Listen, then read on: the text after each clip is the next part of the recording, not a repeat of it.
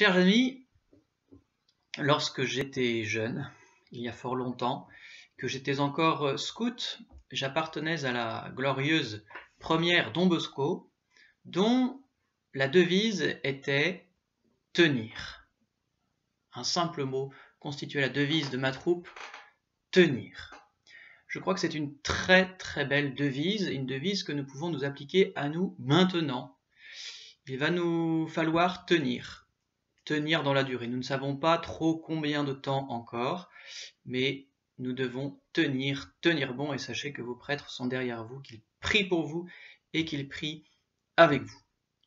Tenir, c'est faire preuve de la vertu de force. Et voilà qui peut sans doute nous étonner. Effectivement, nous avons l'impression souvent que la force consiste surtout à attaquer, à se montrer plein de force et de courage pour attaquer, pour affronter la tempête.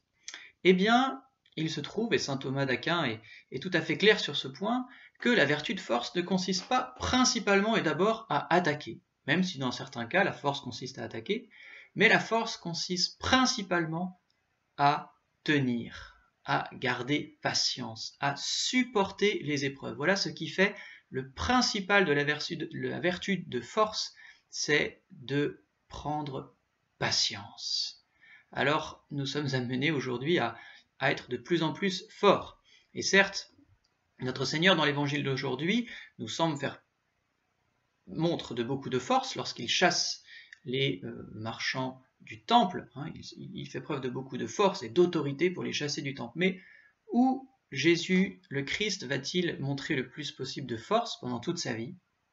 Eh bien, dans toute sa vie, là où le Christ va être vraiment l'homme fort, le fort par excellence, c'est lors de sa passion.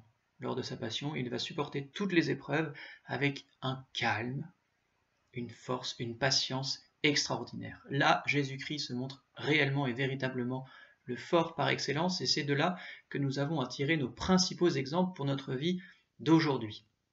Nous avons donc à devenir vraiment des forts, et je pense que l'épreuve qui nous touche peut justement, en nous apprenant à patienter, en nous apprenant à tenir sur le long terme, nous faire devenir vraiment forts. À une époque où ce qui caractérise le plus notre société, c'est le manque de courage, comme l'avait très bien démontré Solzhenitsyn, les chrétiens ne sont pas épargnés, et les chrétiens manquent terriblement de force et de courage. Et voilà qui peut retremper nos âmes, et les faire devenir vraiment courageuses dans le plein sens du terme, les faire devenir fortes si nous apprenons à tenir, à prendre patience.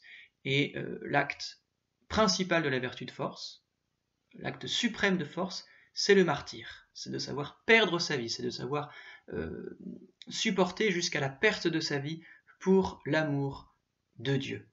Alors peut-être aussi que par cette épreuve, le bon Dieu nous prépare, qui sait, au martyre, en tout cas au martyre que consiste toute notre vie qui est de donner notre vie au bon Dieu, voilà qui peut aussi constituer un martyre quotidien pour lequel nous avons vraiment besoin de beaucoup de force.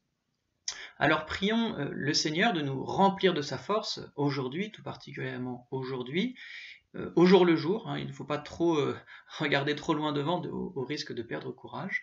Tenons ferme aujourd'hui, à chaque jour suffit sa peine. J'attire votre attention sur un point tout particulier, ce sont les écrans.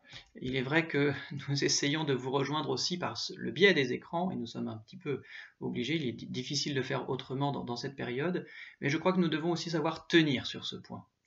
Prendre patience et savoir nous garder des plages de silence où nous arriverons à vraiment éteindre tous ces écrans pour faire vraiment carême, un carême de solitude, un carême de désert où nous allons rencontrer le Seigneur dans la prière, même si cela nous demande beaucoup de force et de patience. Et c'est pas évident de prier, nous sommes bien d'accord, et c'est le cas pour tout le monde.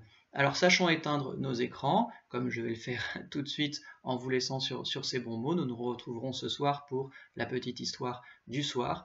Soyons forts, soyons fermes, tenons bon dans l'épreuve que le Seigneur, dans sa grande bonté, nous envoie. Prions les uns pour les autres, prions pour tous nos frères paroissiens, prions pour tous nos frères malades, prions pour l'Église, et essayons de continuer notre carême en tenant bon, en tenant ferme.